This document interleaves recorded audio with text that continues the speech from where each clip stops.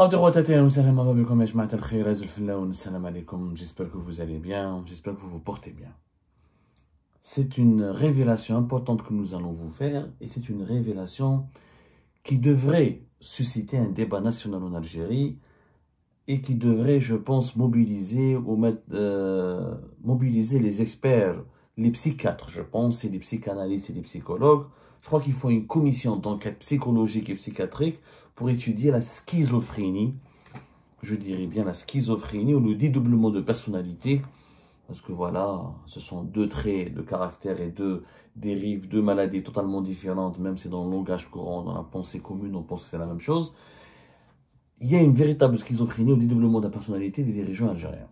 La preuve, nous sommes en pleine crise avec la France. Depuis le 30 juillet, en plein conflit, ce n'est plus une crise, c'est un conflit. La crise, c'est un certain stade d'une situation compliquée dans les relations bilatérales. Là, nous sommes dans un conflit. Pas d'ambassadeur d'Algérien à Paris depuis fin juillet 2024. Les intérêts économiques français menacés ou bloqués ou réduits à leur strict minimum. Des échanges, des boycotts majeurs et massifs des autorités algériennes de toutes les activités organisées, les activités diplomatiques organisées par l'ambassade de France à Alger ou les autorités françaises en France. Interdiction des dirigeants algériens de venir, de transiter par les aéroports français et de venir en France. Donc il y a un conflit. Les attaques des ressortissants français emprisonnés en Algérie, des refus de délivrer des laissez-passer consulaires pour permettre à la France d'expulser les migrants algériens au profil dangereux, la France qui refoule tous les migrants algériens que les autorités françaises expulsent parce qu'ils n'ont pas de laissez-passer consulaire, même si ce sont des Algériens dont le passeport est valide, dont le passeport algérien est valide et dont l'implication dans des actes de délinquance ou dans des actes d'insécurité menaçant l'ordre public en France, elle est avérée et appuyée par des enquêtes judiciaires. Donc, nous sommes dans un conflit. Ce n'est plus une crise. Une crise, c'est les malentendus, les incompréhensions. Le conflit, c'est les problèmes. Il y a des tensions très aiguës. Malgré cela, malgré le conflit qui oppose le régime algérien à la France, les autorités algériennes à la France, je parle de régime algérien, pourquoi? Parce que ce conflit n'oppose pas le pays en tant que population.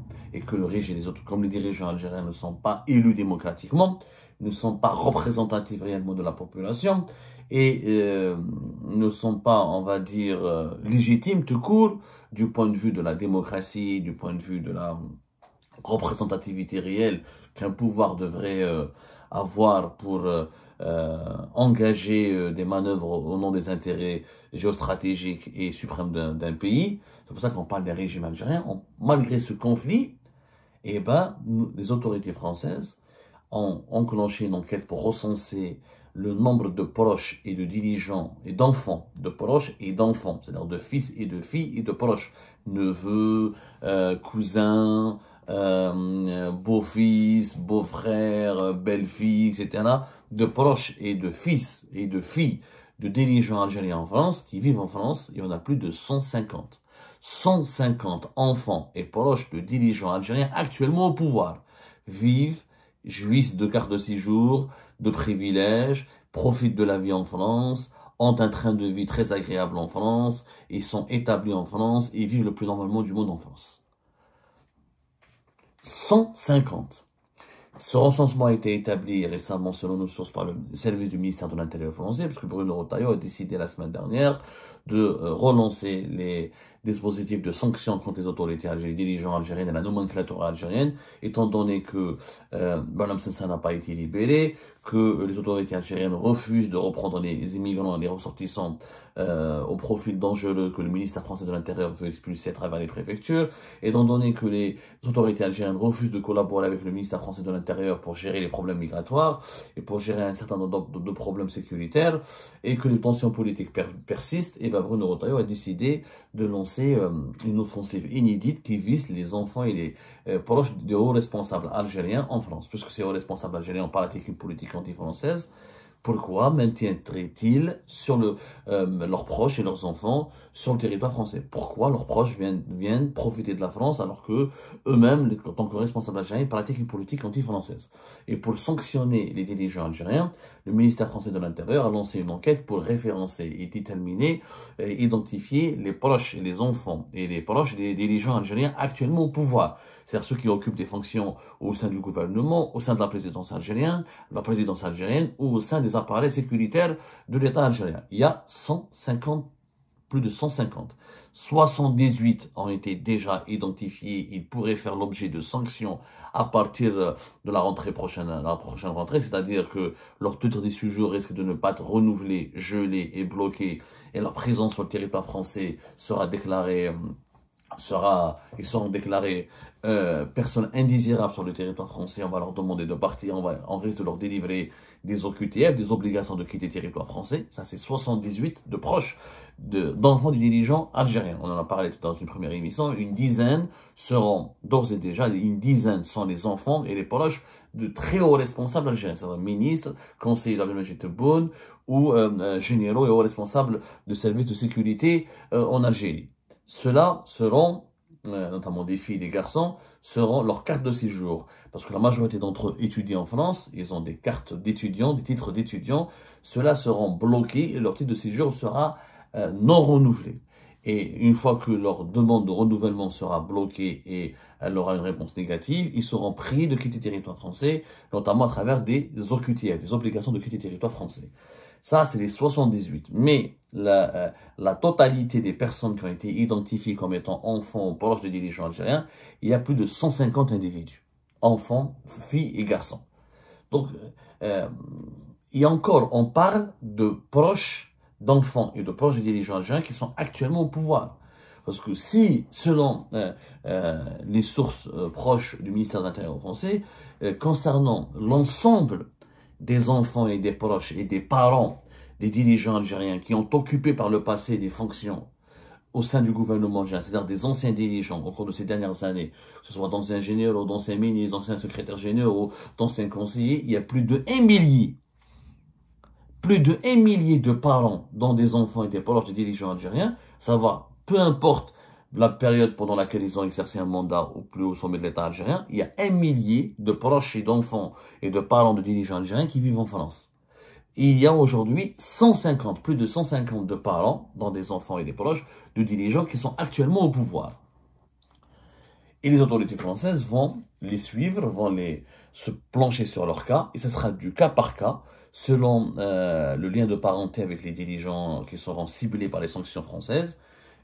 Au moins, une dizaine seront bloqués et leurs cartes de séjour seront non renouvelés à la rentrée scolaire, à la rentrée sociale en septembre. Et ces sanctions pourraient s'étendre à 78 d'entre eux. Maintenant, les autres, ce sera du cas par cas. Et les services du ministère français sont en train d'étudier les sanctions qui seront, est-ce qu'ils seront sanctionnables, est-ce qu'ils seront sanctionnés ou pas. C'est selon l'évolution des rapports de force avec la classe dirigeante algérienne. Au-delà, bien sûr qu'il y a un débat. Faut-il sanctionner les enfants dirigeants algériens alors que les enfants des dirigeants algériens n'y sont pour rien, ne sont pas comptables ni responsables du comportement de leurs parents? Ça, c'est un débat, je pense qu'il faudra bien sûr le soulever ici en France et le poser sur la table. Même si, comme je l'ai dit dans la première émission, je peux comprendre les motivations des autorités françaises, étant donné qu'il y a un conflit diplomatique et géopolitique et politique violent avec les autorités algériennes. Pourquoi voulez-vous que les autorités françaises se privent de ne pas expulser ou de ne pas demander le départ des enfants et des proches des dirigeants algériens? C'est très difficile de prendre une position là-dessus et le débat devrait être posé avec sérénité et avec une certaine intelligibilité pour pouvoir adopter une position très compliqué, c'est vraiment très compliqué. Mais le débat qu'on devrait nous avoir en Algérie, et ça je lance un appel à ce débat-là, pourquoi les dirigeants algériens envoient leurs enfants en France à partir du moment où vous avez une politique anti-française? C'est ça le véritable débat qu'on doit avoir. Le problème n'est pas Bruno Retailleau. Le problème, ce sont nos dirigeants qui nous font croire qu'il faut tourner la page de la dépendance vis-à-vis de la France, qu'il faut ne pas céder aux menaces des autorités françaises, et qu'on n'est plus une colonie, qu'on n'est plus un protectorat français, qu'il n'y a plus de lobby, qu'on ne doit pas céder à l'emprise, à l'influence du lobby français. Et d'un autre côté, C'est ce qu'ils disent au peuple. Le petit peuple, il est bombardé jour et nuit par cette propagande. La France, c'est des diables, la France, c'est des sionistes, Macron est au sioniste, la France soutient les subversifs et les harkis qui veulent la destruction de l'Algérie, la France, c'est l'ennemi de l'Algérie, la France, c'est l'allié d'Israël et du Maroc contre l'Algérie, la France, c'est le diable absolu, les dirigeants français, c'est des salopards, les dirigeants français, c'est des sionistes. Le peuple, c'est ce qu'on lui demande, c'est ce qu'on lui dit tout le temps. Mais les dirigeants algériens, d'un autre côté, que ce soit des ministres, que ce soit des conseillers comme Sidi Saïd, Mohamed Meziane et d'autres, je ne vais pas donner leur nom. Parce que là, je suis très mal à l'aise dans ce genre. Parce que moi, j'aurais pu, franchement, mon éthique et ma morale, ma position éthique et morale, c'est qu'on ne peut pas, on ne doit pas confondre le dirigeant avec les membres de sa famille. Moi, la fille de Kamel Sidi Saïd, pour moi, elle n'a rien fait de mal. C'est son père, Kamel Sidi Saïd, qui est comptable de ses propres actions et de son propre comportement et qui a une responsabilité morale et politique dans la mauvaise situation de l'Algérie, dans la mauvaise gouvernance actuelle du pays et dans l'aggravation des tensions avec la France. J'ai jamais voulu attaquer les proches des dirigeants. Moi, mon problème, c'est les dirigeants. Moi, j'attaque pas leur famille, j'attaque pas leurs filles, j'attaque pas leurs... Mais je ne mélange pas. Malgré que le régime algérien a pris en otage mes enfants depuis 6 ans et qu'il a attaqué ma famille, qu'il a attaqué mes enfants mineurs. Hein. Moi, leurs enfants qui sont en France, qui étudient ou qui vivent en France, sont tous majeurs et vaccinés. Mais j'ai une ligne de conduite très importante. Pour moi, l'éthique et la morale, elle est importante. C'est une ligne de conduite très importante. C'est des valeurs très... Je refuse d'aller pour faire du mal à un dirigeant algérien, d'attaquer ses proches. Je trouve ça lâche, je ne le ferai pas. J'aurais pu le faire, mais je ne le ferai pas. Mais maintenant, je pense qu'un débat est important. Ce débat aujourd'hui, parce qu'il y a un moment de rupture avec la relation entre l'Algérie et la France. Je crois que nous sommes dans un moment de rupture. À partir du moment où le régime algérien ne veut pas libérer Boualem Sansal et emprisonne Christophe Glaise, continue sa politique de blocage des intérêts économiques de la France, continue son boycott diplomatique et politique des institutions françaises, continue d'entretenir une politique anti-française. Donc le débat se pose. Ok, non, je sais pas. Vous voulez divorcer avec la France? C'est le droit absolu des autorités algériennes. L'Algérie est un pays souverain. Elle a le droit de dire qu'elle ne veut plus avoir de relations avec la France. C'est complètement... c'est légitime de la part des autorités algériennes. Dans ce cas-là, pourquoi vous envoyez vos enfants étudier en France? À un moment donné, il faut que votre comportement soit personnel, soit cohérent avec vos positions politiques et professionnelles. En tant que dirigeant, vous ne pouvez pas en tant que dirigeant diaboliser, insulter, comment dirais-je, vilipender jour et nuit la France, mais quand vous rentrez chez vous, vous appelez vos enfants, vous leur dites, allez, vous financez parce que les enfants de Saïdi Saïd, de Mohamed Meziane et d'autres, quand ils viennent en France, c'est que leurs parents leur ont permis de financer une partie de leurs études, c'est que leurs parents sont intervenus pour leur avoir des visas. On le sait tous comment ça se passe. Un enfant de dirigeant algérien ne vient pas en France les poches vides. La majorité de ces enfants n'ont pas décidé de quitter le foyer familial par souci d'émancipation. Ils ont dit, on veut plus vivre avec nos parents, je viens en France tenter l'aventure, tenter l'aventure pour m'émanciper, pour bâtir ma nouvelle vie, etc. Pas du tout. Ce sont des relations, ce sont des, comment dirais-je, des privilèges. Parce que étudier et vivre en France, habiter dans des beaux quartiers, parce que les dirigeants algériens, leurs enfants ne sont pas comme les autres étudiants algériens. Il y a plus de 30 000 étudiants algériens, mais la plupart, ils galèrent. Ils font Uber Eats, ils font Uber, ils font Bolt, ils travaillent dans les restos, ils font des petits boulots de merde, ils travaillent jour et nuit pour pouvoir étudier, financer leurs études. Ils sont dans des logements insalubres, ils vivent dans des banlieues populaires pour pouvoir continuer à étudier et prendre leur diplôme. Non, les enfants des dirigeants algériens, quand ils viennent ici, ils sont dans les beaux quartiers de Paris, dans les beaux quartiers des villes françaises, les quartiers chics, ils travaillent pas à McDo, ils vendent pas des kebabs, leurs parents leur donnent des cantons de vise et des cartes Visa ou Mastercard bien remplies et des ressources financières importantes pour pouvoir financer leurs études. Il y a très peu de fils de dirigeants et de filles. Ça existe, hein. J'en ai vu, attention, par contre, j'en ai vu. J'ai vu des fils et des filles de dirigeants qui vivaient comme les autres mortels, comme les autres Algériens étrangers en France, et qui subissaient des galères et du calvaire. Mais ils sont très rares. La majorité d'entre eux sont bien logés, bien lotis, financés. Leurs poches sont, quand ils viennent en France, ils vont avec des poches pleines d'euros et de devises. C'est le cas de la majorité des enfants des dirigeants algériens. Aujourd'hui, je crois qu'on doit demander des comptes à ces dirigeants algériens. Vous ne pouvez pas dire au peuple, n'allez pas en France. Vous ne pouvez pas demander aux cadres de l'État, aux fonctionnaires de l'État, de ne plus transiter, de ne plus passer par les aéroports français, de ne plus aller en France. Vous ne pouvez pas demander au peuple de détester la France quand vous, vos propres familles, vos propres enfants, vous les envoyez en France. Moi, je demande aux dirigeants algériens d'adopter un comportement qui est en conformité avec leur attitude, avec leur politique. Rappelez vos enfants. N'attendez pas que Bruno Retailleau va les chasser de France ou va leur demander de quitter le pays. C'est pas la peine de vous humilier, de vous auto-humilier. Que Kamel Sidi Saïd appelle sa fille, sa nièce, que Mohamed Mziane demande à ses enfants de rentrer. Tout simplement que tous les dirigeants algériens qui ont actuellement leurs enfants en France leur demandent de rentrer. C'est tout.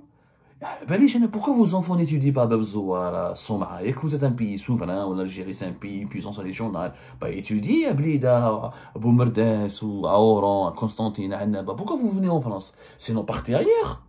Allez-y en Italie, parce que les relations sont bonnes avec l'Italie. Pourquoi vos enfants ne partent pas étudier en Italie? Pourquoi ils ne partent pas à Rome, Milan et Naples, etc. Partez aux États-Unis, je sais pas moi. Allez-y en Tunisie, je sais pas dans quel pays, le Zimbabwe, là, apparemment on a de bonnes relations avec le Zimbabwe. Pourquoi vos enfants ne partent pas étudier au Zimbabwe? Voilà, trêve de plaisanterie, vous avez bien compris. À un moment donné, il faut être honnête. Il y a une honnête quand on est dirigeant politique, on est censé être exemplaire. Et la vie personnelle doit être conforme à la vie publique du dirigeant. Un dirigeant politique ne peut pas avoir des positions dans sa vie publique qui soient contredites ou à l'opposé de son propre mode de vie dans sa vie personnelle. Ça n'a pas de sens. Tu ne peux pas détester la France et pratiquer une politique anti-française, mais tu envoies tes propres enfants en France pour avoir des titres de séjour et étudier et avoir la belle vie en France. Ça n'a pas de sens. 150, pas 10, s'il y avait 5 ou 6, on aurait pu fermer les yeux. 150 enfants et parents de hauts responsables algériens. Quand j'ai des parents, ça peut être des neveux, c'est des cousins. Et la majorité, les neveux et les cousins profitent aussi des relations de leurs parents pour obtenir des visas. On sait comment ça se passe. Les visas étudiants qui sont accordés aux neveux, aux cousins des dirigeants algériens, ce sont des interventions opérées par les dirigeants algériens auprès de l'ambassade de France à Alger et auprès de Campus France. Et ce sont les dirigeants algériens qui donnent, qui alimentent, qui font des parrainages ou qui trouvent des solutions à leurs neveux ou à leurs cousins pour qu'ils puissent aller étudier à l'étranger. Étudier à l'étranger en Algérie, ça coûte cher. C'est un privilège. C'est un luxe que la majorité des Algériens ne peuvent pas, la majorité écrasante, ne peuvent pas se permettre. Pour venir s'installer en France et étudier, il faut minimum 10 000 euros. 10 000 euros. 10 000 euros, ce n'est pas minimum. Il faut financer un logement, trouver un logement, etc. Les étudiants, le bas peuple, les simples mortels, ils viennent ici, ils m'sakènent, ils traficotent, ils ont des relations familiales, ils sont logés par des cousins ou par la famille. Ensuite, ils doivent travailler comme des chiens. Il faut voir les étudiants algériens en France, comment ils se débrouillent. Ils travaillent, ils font livreurs, ils font taxieurs, ils font VTC, et serveurs dans les restaurants, pour pouvoir ensuite étudier. Ils étudient la journée et travaillent le soir. Certains ne réussissent même pas leurs études à cause de cet état de fatigue et de cette exténuation. Mais voilà, quand même, ils se débrouillent. Mais ce sont les enfants du peuple. Les enfants du dirigeant algérien, je suis désolé. Quand 16e, 15e arrondissement, 14e, 8e, 7e, dans les quartiers chics de Paris, ou dans les grandes villes, Lyon, Bordeaux, dans les villes agréables, Anif, la Côte d'Azur, ils ont leurs propres appartements, leurs propres logements. Ils ne connaissent pas la galère, ils ne connaissent pas les calvaires. Aujourd'hui, Bruno Retailleau va siffler la récréation. Ok, vous pratiquez une politique anti-française. Moi, je le comprends, Bruno Retailleau. Je peux le comprendre. Je le comprends du point de vue du machiavélisme. On peut effectivement, je peux contester la moralité de sanctionner. On peut débattre de l'immoralité plutôt de sanctionner les enfants de dirigeants algériens.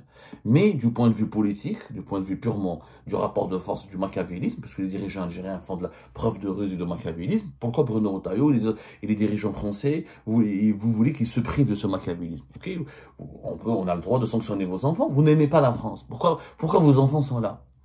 Et donc à partir, vous n'avez qu'à profiter de l'Algérie, de ses universités. Ça n'a pas de sens tout ça. Il faut que les dirigeants algériens arrêtent, mais trouvent une solution à leurs propres contradictions. Notamment dans ce conflit diplomatique et géopolitique qui les oppose à la France. À un moment donné, il faut vraiment que ces contradictions soient levées. Vous voulez assumer une politique anti-française? Vous voulez le divorce avec la France? Très bien, admirable. Rapatriez vos enfants. Rapatriez vos enfants. Que vos enfants vivent, aillent s'installer dans des pays qui vous sont favorables à vos intérêts, à vos valeurs, et conformes à votre vision du monde, ou qui s'installent, ou qui vivent chez vous en Algérie, puisque vous dites que l'Algérie maintenant est une puissance régionale et que tout va dans le meilleur du monde possible. Alors pourquoi ils sont à l'étranger? Pourquoi ils partent tous et vivent à l'étranger?